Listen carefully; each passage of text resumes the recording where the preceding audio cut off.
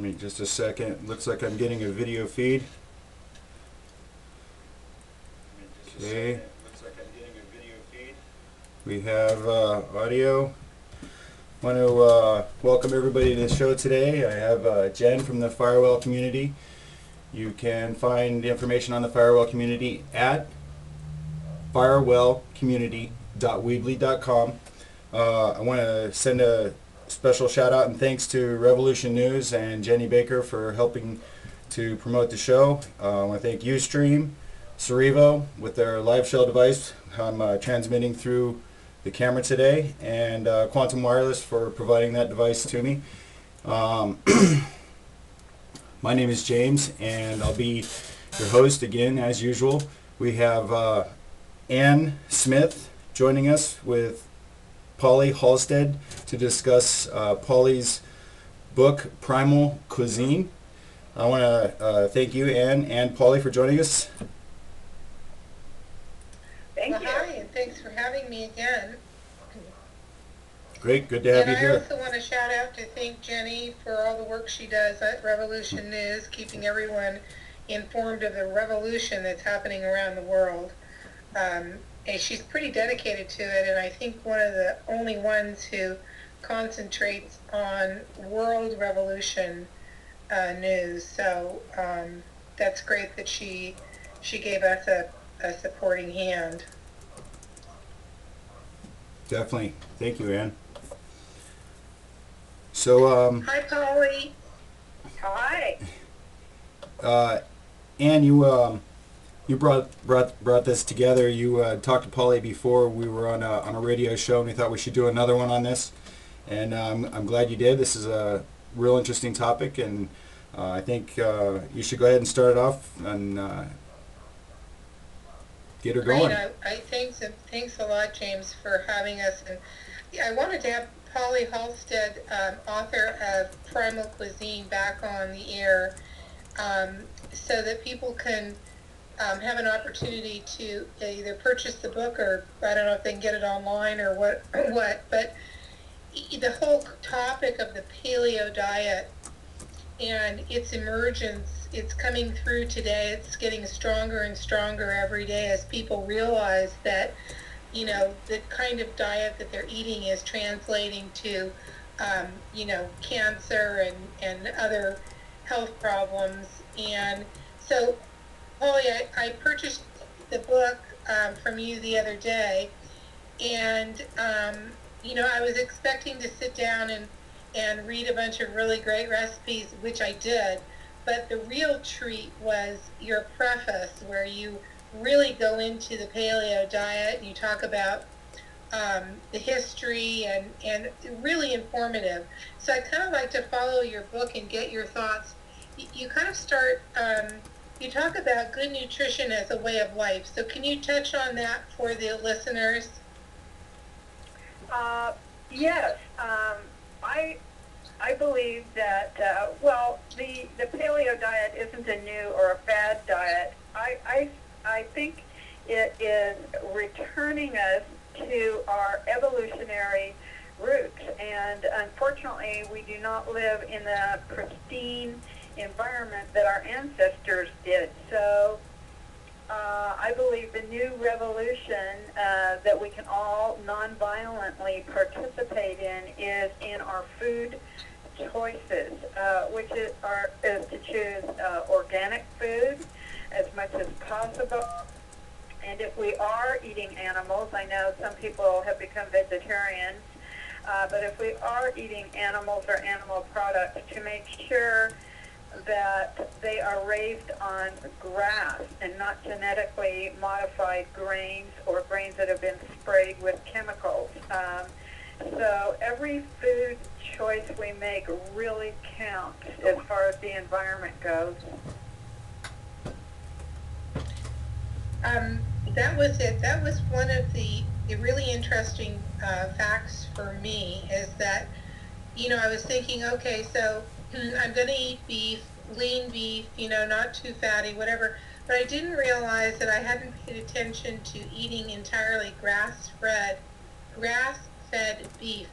And explain to us why that's so important about the omega fats, the omega-3 that you had talked about before. Okay. Well, because, you know, in prehistory, animals were eating grass and not grains. All their meat retained all the omega-3 fatty acids, which they derived from the grass, all the vitamins and minerals. What happens when the animals are fed grains, their meat and fat profile changes to omega-6 fatty acids. And so we evolved on an abundance of omega-3 fatty acids. This is why the human brain is as large as it is, and the reason why we have speech and can do so many things that the other primates cannot do. It's the omega-3 fatty acid content in the meat. So it's very important that the meat that you do eat, or the meat or the products, the milk and the cheese, be derived from cows that are raised solely on grass. So how did grain get introduced anyway into feeding cattle? Was it because, you know, when I think of cows, I think of them grazing out on the grass, and how did we evolve to feeding them grain and corn and all this other stuff? Okay, great question. After World War II, we had a surplus of grains in the United States. So they were trying to figure out what we would do with all this grain surplus.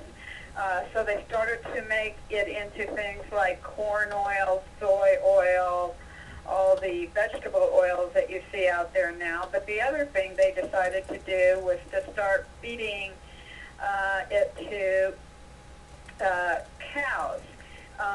And what they found is that feeding the cows grains fattened them up quicker. It made their meat, it made the meat more marbleized with fats throughout the meat and stuff like that. But it was a way to keep cows in a feedlot and feed them cheaply and make them grow faster. Cows take longer to reach maturity out in the open field, and also it takes a more land to grass feed cows. So if you can cram all the cows into a feedlot and fatten them up on grains, that of course is more profitable for those kinds of commercially raised beef products. So it's money, money, money. That's it. It's money, and when you talk about having a nonviolent revolution through food, this is one of the exact topics of, you know, when you support grain-fed beef, what you're really just doing is supporting that whole concept of corporations making money without any concern or care as to what they're doing to the human population, such as Monsanto with GMOs, etc., on and on. One question I wanted to ask you too is, help people understand when you say purchase pasteurized chickens, what you mean by the word pasteurized. It's not pasteurized, it's pastured. Pastured means almost the same thing as grass-fed. It means the chickens are really cage-free. They get to run around in the garden, eat bugs, seeds. You know, just you've seen barnyard chickens. They're all over the place. That's a pastured chicken. That's a real chicken. They're not raised in hen houses. And, you know, I have friends that have pastured chickens. They let them out in the garden every day to run around in the yard, and then at night, you know, they go into their little enclosure so they don't get eaten by a fox. But basically, those chickens, all the vitamin D, all the minerals, everything that is essential to good health winds up in the egg. So that's the difference. Pastured. Good. Well, thank you for correcting me because my brain, I don't know if it's a left or right brain problem, because you know I need a lobotomy anyway, is One I thing read I it want as to mention, I just pasteurized. want to back up to your previous question about grains. How did all that come about and feeding cows grains and everything? You will notice after World War II and during the 50s and 60s, our government said, oh, don't eat animal fats, it's going to create heart disease and all this. They wanted to unload all of those surplus grains also on the American public. So out came the cereals, out came the bread, out came the crackers and the chips and everything that they wanted us to eat. And guess what? All that stuff's making us fat too, just like the cows. I mean, that is what is happening. James, before I get her to go into the whole cholesterol issue, which she calls the big fat lie, which I love, I want to ask you if you have any questions for Pauli. No, I think it's really interesting. Jen has been doing some research, and I noticed you have a website. Is that right, Pauli? Oh, I'm sorry. I thought you were talking to Jen. Yeah, my website is www.theprimalcuisine.com. And I also have a Facebook page, Primal Cuisine, Cooking for the Paleo Diet. Okay, great. Yeah, we were looking at the primalcuisine.com and getting some background information.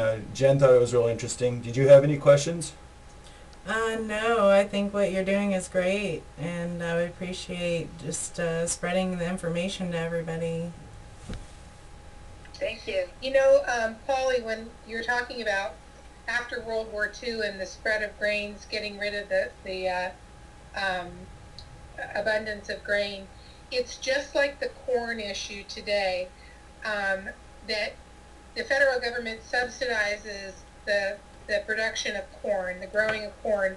So we have too much corn, so it ends up to be like corn syrup, and that's why there's sugar in everything. Even I looked at some garbanzo beans, a can of garbanzo beans. It even had sugar in it. Why is this? It's ridiculous how instead of the government saying, we'll pull back on production, which I understand, you lose jobs, you lose farms and all that, but there has to be a balance other than just literally taking it out on the American public via their food, which is killing them.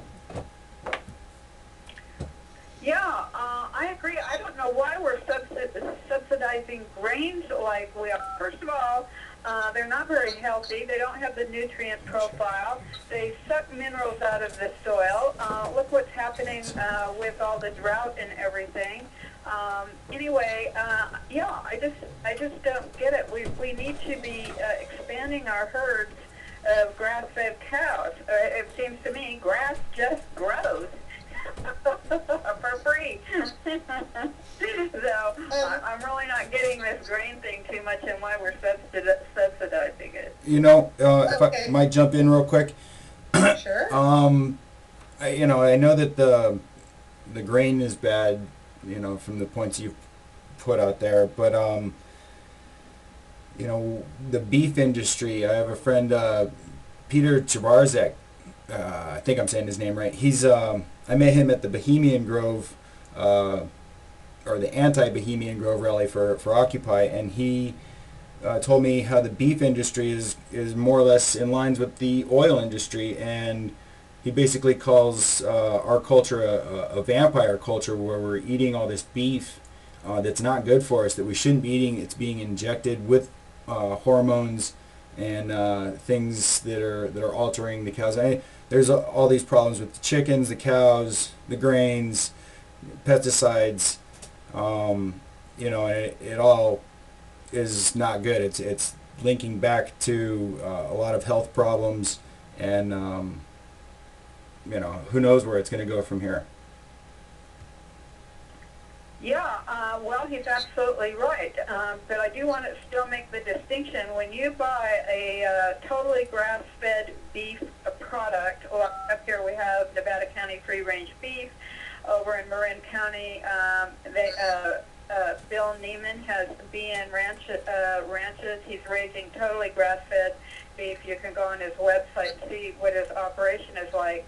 But all those beef products have no added hormones, no antibiotics, any of that stuff. It's only when cows are fed grains that it disrupts their intestinal system and creates inflammation and sores and everything. And so that's why they have to give them the hormones and antibiotics, because those cows become sick when they're not fed their natural food, which is grass.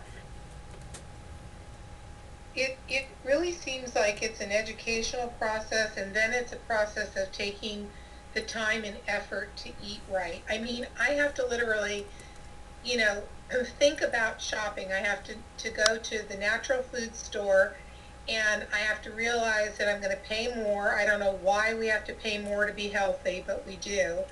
And you have to think about what you're buying. You have to look at labels and begin the process. And I always tell you, Pauli, that when I'm talking to people, if they'll give up one thing in the day, one packaged food that's full of GMOs and stuff that's bad for you, and substitute something healthy, organic in their diet, it's a beginning. Because I remember when I switched over to a paleo diet, I was literally sick for 11 days. I just felt horrible, and I think it was just literally coming off of all of that processed food and the wrong kinds of meats and chicken, and it just took my body a whole transition period.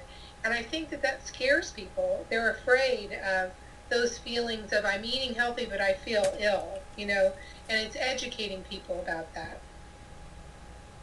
Well, I think what happens initially, at least it did for me, and there's a range of this that happens with people when they start changing their diet and getting off all the sugars and starches and all that stuff. What happens in your gut is die-off. It's your gut bacteria are changing, and they're releasing toxins, and that can happen over a period of time, even years, because toxins are stored in the fat cells of our body. So slowly, as we get cleaner and cleaner and cleaner, gradually those toxins keep being released.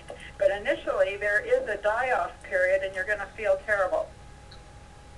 I can attest to that.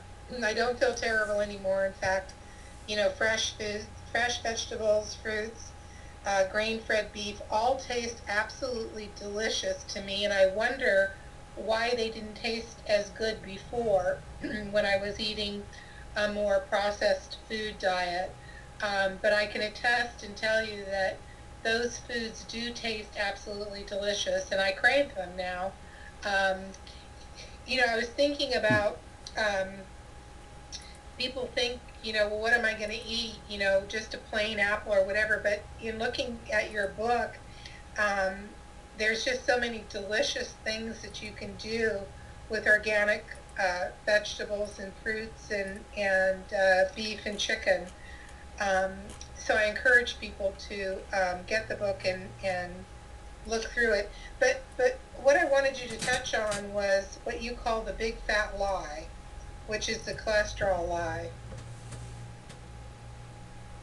Yeah, well, we have really been sold, and this goes along with the whole dumping of all those grains after World War II and the beginning of the manufacture of all these grain-based cooking oils. They wanted to sell all these oils, and so somehow the oil industry or the grain industry convinced the FDA to start saying that animal fats were bad for our heart. And so everybody freaked out. They went on these low-fat diets and skim milk. I remember when I was growing up, my mother had skim milk in the refrigerator. We had margarine. Everything started to become low-fat. Well, actually, subsequently, they've done studies. One is the Framingham Heart Study, was a 40-year study, and actually it disproved all of that. It said that the people who ate the most cholesterol, the most dietary fat, had the least heart disease and had the most energy and actually weighed the least. So it was the exact reverse of what the FDA and the food pyramid were saying. I think that food pyramid has made everyone in the country either diabetic, pre-diabetic, or have weight problems. You know, just lop off the grains, folks.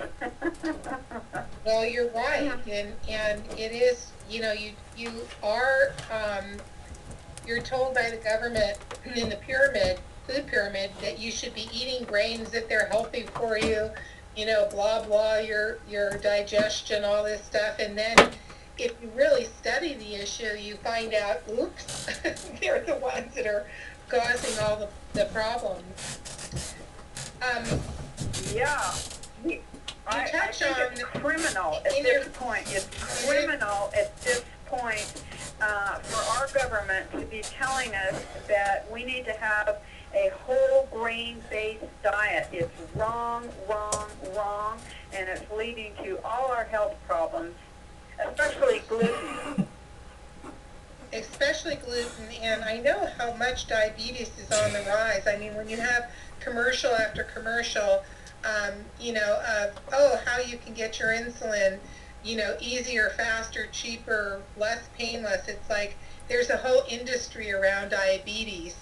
And, you know, looking at the whole grain industry, it all just keeps it in perpetuity. You know, it just keeps it going, going, going. It's craziness. You touch on humanely raised pork, and this is something that just breaks my heart when I see those pigs in those metal beds, you know, where they're just in a line, and that's where they spend their whole life. And so can you touch a little bit on humanely raised pork? Yeah, I mentioned two producers in my book. One is Beelers, they're back in Iowa, and also Hnxk, they're over by Chico here in California. I know there's other humane pork producers in the United States. You can go on the American Grass-Fed website and find some. And also a good website is the Eat Wild website. So that will, those websites will let you know who are the good pork producers in your area. Now, recently, unfortunately, I emailed Beelers and I asked them if they were feeding their pigs organic feed, and the answer was no. So I didn't feel very good about that since I did mention them in my book. And I definitely requested that because they said that they were thinking of changing all their feed to organic. And I think that's really important. Now, Hnxk Ranch, all their feed is organic, and they have a beautiful website with a film that you can go and see exactly their pigs running around loose, you know, just everything. So I don't know. It's sort of the model of how pigs should be raised. Beelers does raise their pigs that way too. They're totally cage-free pigs. Now I noticed that you talk about seafood, and you have quite a few recipes for good seafood. But you know what? I'm afraid to eat seafood. I'm afraid because of the issue of Fukushima. I'm afraid because of how we've polluted our waters. Give me some hope in terms of seafood. Okay, I didn't hear that very well. What are you afraid of? It's just a little I'm garbly. afraid, well, the issue of Fukushima, which really we need to educate more people about the fallout from Fukushima and how Fukushima has, radiated the world basically, but it's affected the oceans so much and the fish so much, and just the pollution in the water. It makes me afraid of eating seafood. So I was saying, give me some hope with seafood.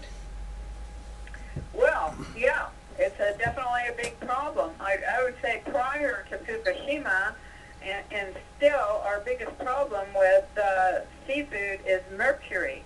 And yeah, I don't have a really good positive answer for all this. I would say eat the smaller fish, that's for sure. Fish at the very top. Can I jump in here real quick? Yeah.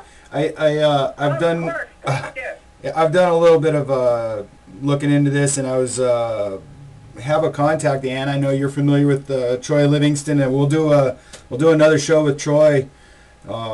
We had him on a little while back. We didn't get to talk as much as we'd like, but we'd planned on doing another show. But he's very well versed in the Fukushima disaster and radiation. You can also check out other videos online about it. But it's a major catastrophe to the Pacific Ocean, and eating anything that's been irradiated in the food chain, the radiation increases in those larger fish. So you get something that eats the little, things on the bottom, and then something bigger eats that, and something bigger. And by the time it gets to a shark, or something that we're going to eat, maybe it's heavily irradiated. So is that because the body doesn't process it, so right, it just keeps building up and right, building up? It doesn't get rid of it.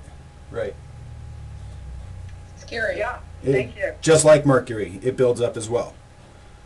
And the problem with Fukushima and the damage is that it's irreversible. I mean, we can't clean it up. You know what I mean? It's like it's here, and it's going to be here for a long, long, long, long time in our lifetime. Well, I think there is a little bit of hope. This is kind of off topic, but I have been going to listen to this guy, Compton Rom Beta.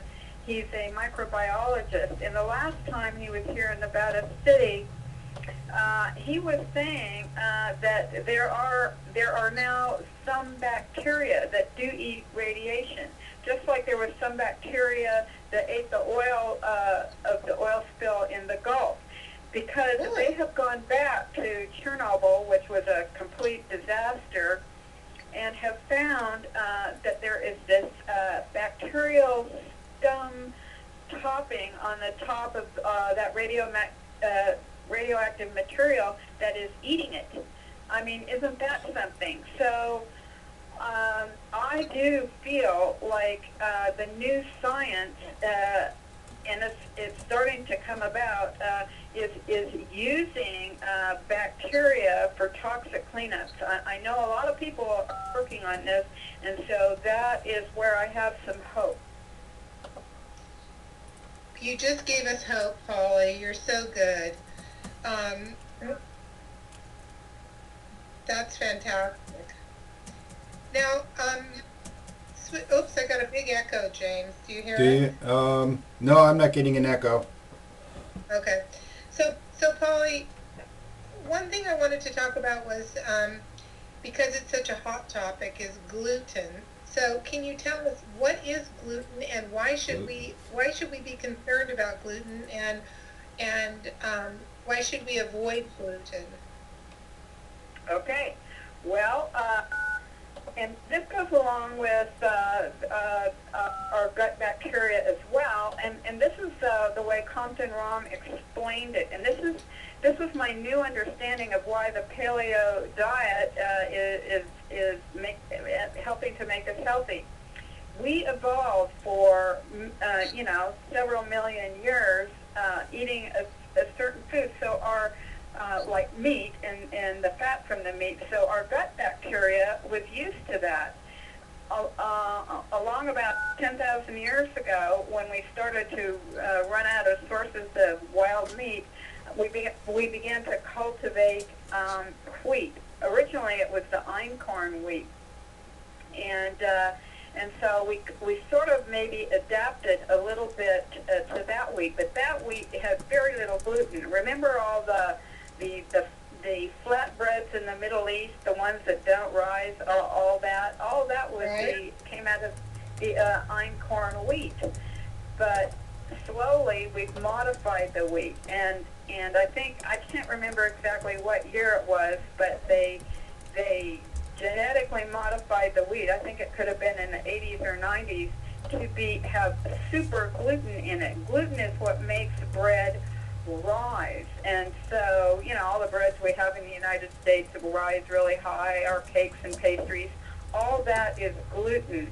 However, gluten, our gut bacteria is not used to this new kind of wheat or this new kind of gluten, so it creates an antibody or an inflammatory response, and this response is happening all over the body, in the brain, our organs, our skin. So everybody has a little bit different response, but it's all the same thing. It's gluten intolerance and the fact that our gut bacteria cannot use this food.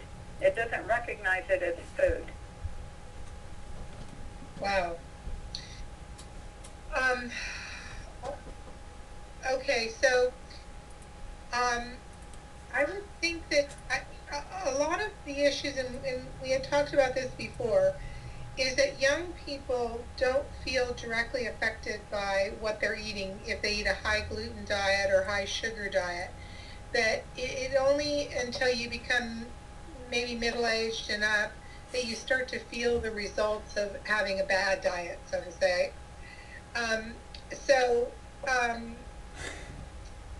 Is it true that these foods that we're eating do take time to affect the body in such a negative way?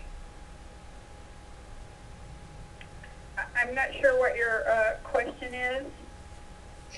Well, my question is the eating of gluten, that some people feel the effects of that right away, that it would take a longer time to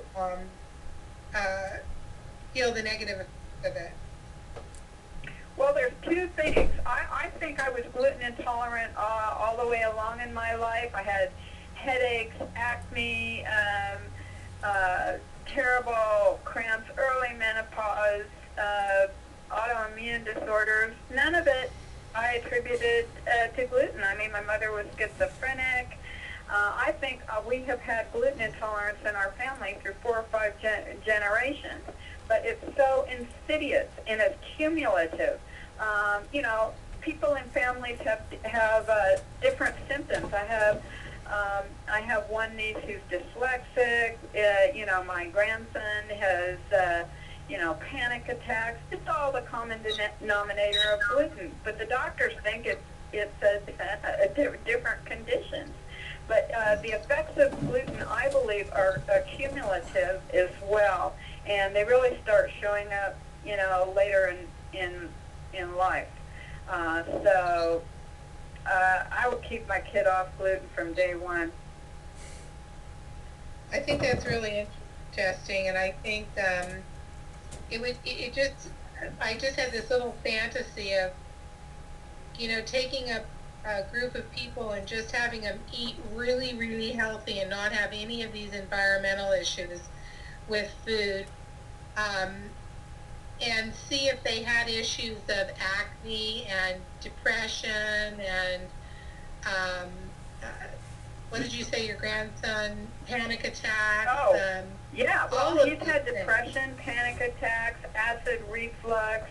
It's all the same thing. And I have to say, I've had depression most of my life. When I started on the Paleo Diet 4 years ago and got off gluten, the depression lifted. It has never come back, and it went away really fast. It was better than any pharmaceutical, any therapy, anything. It was like, hey, oh, wow, that was a big eye-opener, and I'm so happy. All I can say is it's a terrible thing to be depressed. It is. And then I know a lot of people suffer from depression, and I think there's been an increase in suffering from depression, and I think that it is food related. But I think we as a society are just waking up to that. I don't think that we have realized the connection between what we're eating and what we're feeling. And And I think that what we're doing today is helping people understand that everything that they put in their mouths is going to affect them in some way, either mentally, physically, emotionally, and that's really important, which brings me to wanting to touch a little bit about the issue of drinking milk, which of course, you know, we're raised to believe that you got to have milk for calcium and all this stuff. So touch on that for us, Pauli. can I just jump in real quick before we Sure. go on to milk? I just wanted to say that I've pretty much gotten off of eating fast food. You know, from time to time, it's something that needed in a hurry to just keep the hunger pains from keeping you from being incapacitated. But for the most part, I've lost 30 pounds in the last 2 years, mostly, you know, just eating healthy vegetables, fruits, soups, things like that. Not the meat as much. I still do, but so all the things that you've talked about, you know, and I can say that losing 30 pounds, I feel great. Not to say that I'm not depressed a little bit from time to time, because I am. We have a shitty economy. I feel like I live in the story 1984.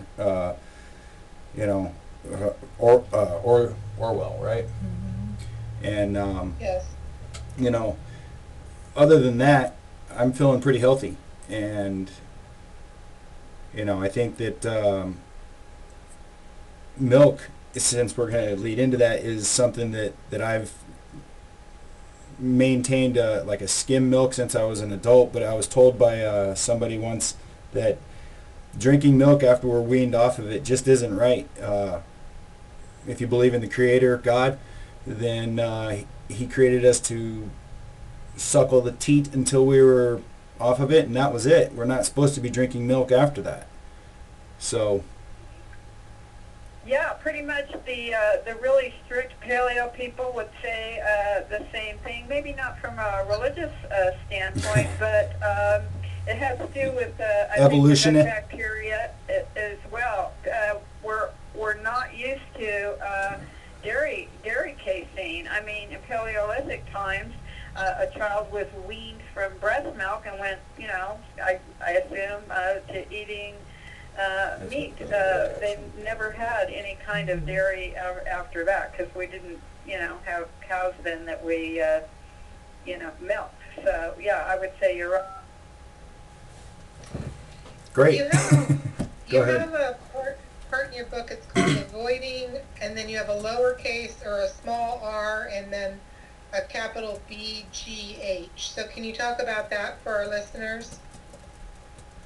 Well, our BGH, that was the growth hormone that they started to add to cow's milk. Now this has changed. A lot of dairies have taken that hormone out. I guess it made the cows produce more milk, but it also created, well, their udders would get very irritated, and there would be pus in the milk, and it was just disgusting.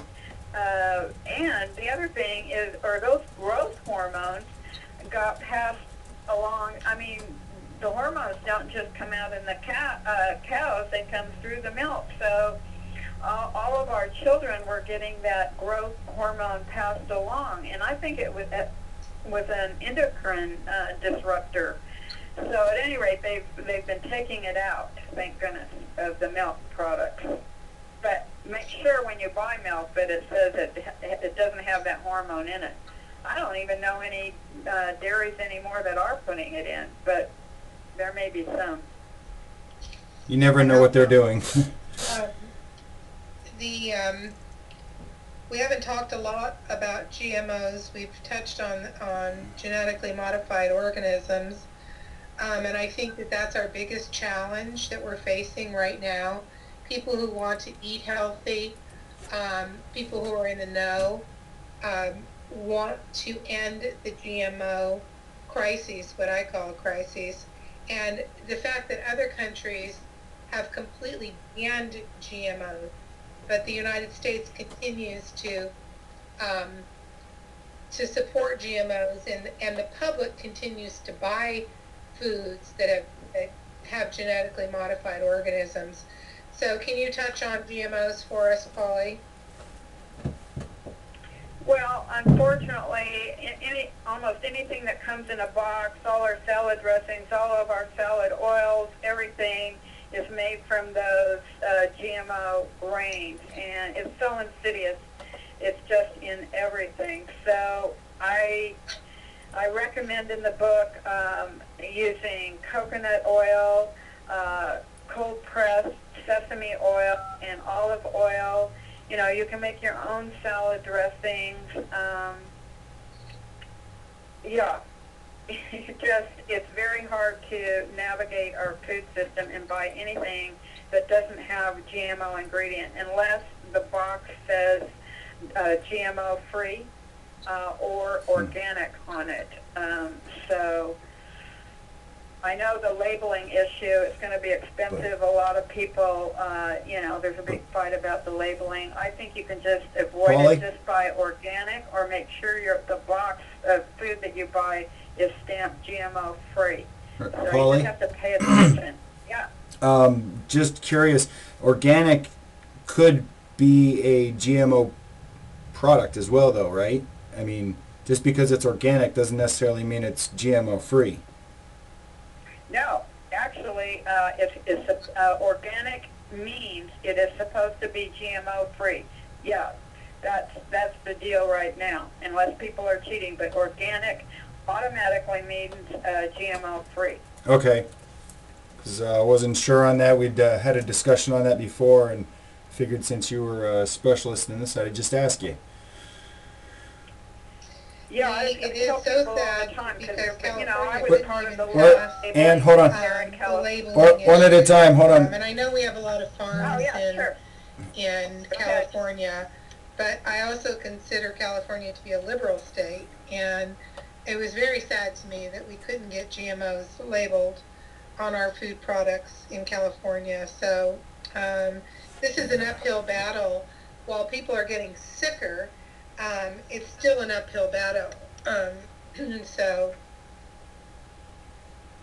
James, you said we live in George Orwell's time. I say we live in dumb Fuckistan. We're just so stupid. We just put up with this stuff. No one will stand up and, demand that we stop eating poison food. It blows my mind. Yeah, I'm just real quick. I've been going around here in Middle America, let's just say, or as I've been doing my travels, I've been asking people, just common people in 7-Elevens and a variety of places, are you familiar with Building 7? Some of them look at me funny. Very few people say, yeah, I'm familiar with it, and we smile at each other and flash a peace sign. But those other people, I actually take the time to educate them and tell them to look it up. I mentioned the Fed, Bilderberg Group, things like that. I kind of lead them towards GMOs and a variety of topics, and either they bite into it and start learning, or they just continue on as zombies. Yeah. You can only do as much as you can do. Some people just don't get it at all. Like this guy we had lunch with the other day, Patty. Yeah, that was hilarious.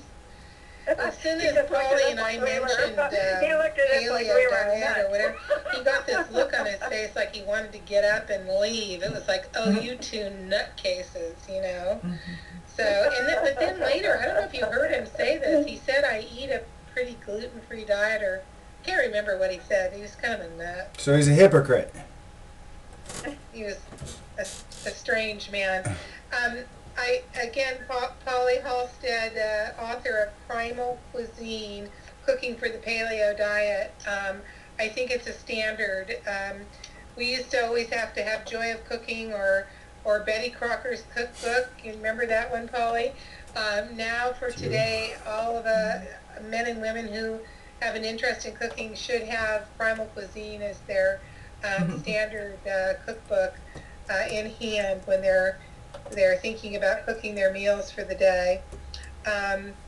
Although I think there's nothing wrong with just, cutting up a bunch of veggies and putting some organic cold pressed olive oil and a little vinegar on it with too. That works too. So Yeah. so James, do you had some questions earlier? Do you have anything you want to add in here? We're getting up on the 50 minutes here. Yeah, I think that we've got a lot of good information there, and it's, as far as this show goes, there's nothing off topic. So I have a question for Pauli. Jen has a question. Sure. Pauli, you mentioned like in your family, you feel that the like glycemic problems with like allergic reactions in the body causing inflammation. I've been doing research on my own, and I learned that avoiding GMO foods is a big thing on cutting down on inflammation, and you mentioned also on the sugars and the gluten. Is there anything else that I can cut down on to reduce inflammation that you know of? Well, I'm not totally a doctor, but from what I've read, it's sugars and grains and starches that cause the inflammatory response, in the gut. So, when that starts happening, we develop a leaky gut situation where toxins leak through our intestines, get into our bloodstream, go through the blood-brain barrier, and go all over the body. And what they're saying now is all illness is caused by inflammation. So, I'm still learning here myself. Right. Well, thank you. I was just interested in your thoughts on that. Yeah, that's real interesting to know because I like starches and grains. I like to eat bread and potatoes. So, cutting those out of the diet is like okay, but those are energy sources, and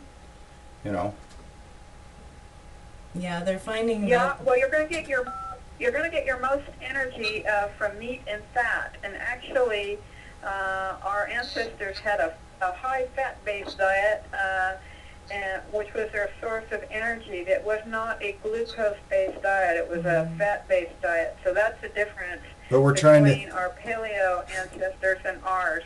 Right, but we're trying to get off of meat, aren't we? Weren't we?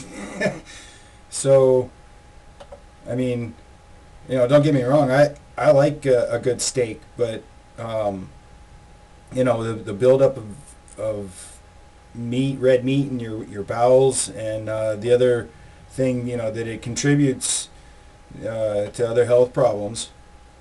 So a lot of I know there's a difference. I think James, Go ahead. James, she was talking about eating grass-fed, which gives you the proper omega-3 fats that give you energy and are healthy for you, instead of the grain-fed beef Right. that is causing so much health problems. Okay. Right. Also, in my book, I do make the distinction, and this is very important, that it's small. We have small amounts of protein, not over 2 or 3 ounces per meal, and it always doesn't have to be red meat. It can be eggs. It can be a little bit of fish or whatever.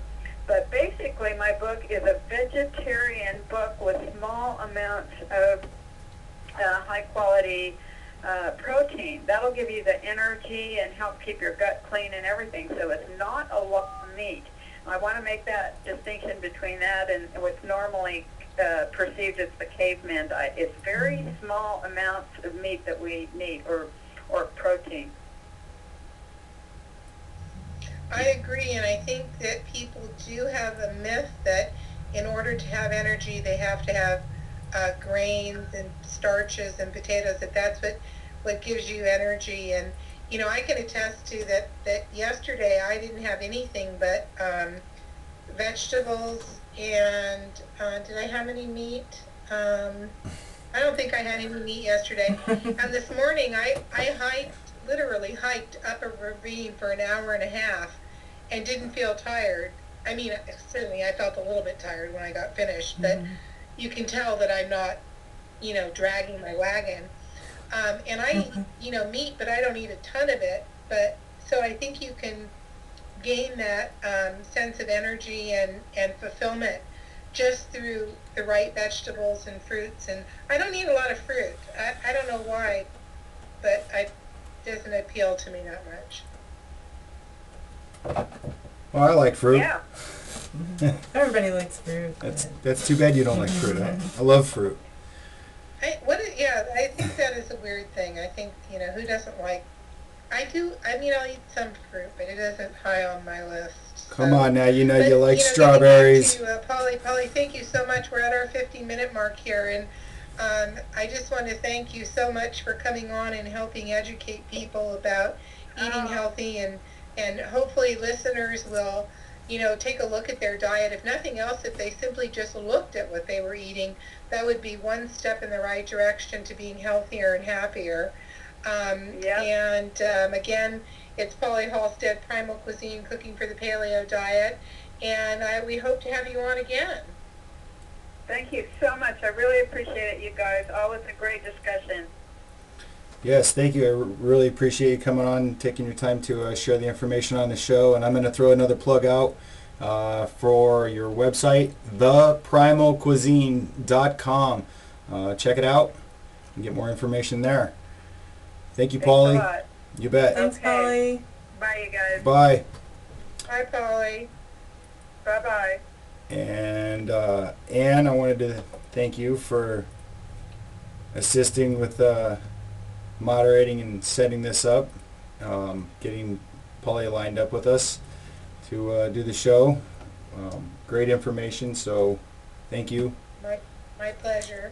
And All right, I'll see you guys soon. I'll see you on Facebook. And cool. We'll talk to you later. You know, we should be doing a show on what you guys are doing. Well, yeah, there's, I was just going to do a quick announcement that we're going to, you and I have been planning on, or we just started talking about doing a show on Anonymous. Well, it's been an idea. I've wanted to do a show on them. I want to thank Anonymous for everything that they do. They are the bomb. They rock. So that will be coming up sometime in the future once we get some things ironed out on that. And I did want to go quick through the special thanks to the people that have helped me out and promoted the show and worked together as a news source, feeding and sharing information. Revolution News, Jenny Baker. I want to thank Ustream for providing a commercial-free station, and I'm hoping that maybe they'll upgrade it to HD. Please. Just 1 second. What's that? Thank him for restreaming. Yes, Gentle Bear, I want to thank you for notifying that it's being restreamed on Occupy World News. I want to thank all the other streamers out there that are still doing their jobs, going out and finding the news stories, streaming Occupy, Idle No More, all those really cool things that are bringing awareness to the front lines. I want to thank Cerevo for providing the Cerevo and Quantum Wireless for providing the device that connects to the camera and audio feed. Really cool little device, so thank you guys. And you can find me at Occupy One Liberty on Twitter. You can email me occupy1liberty@gmail. And don't forget to check out the website independentcitizenmedia.weebly.com. Peace, love, and solidarity. And Peace out. if you see something, film it. If you know something, share it. Thanks for tuning in. We love you.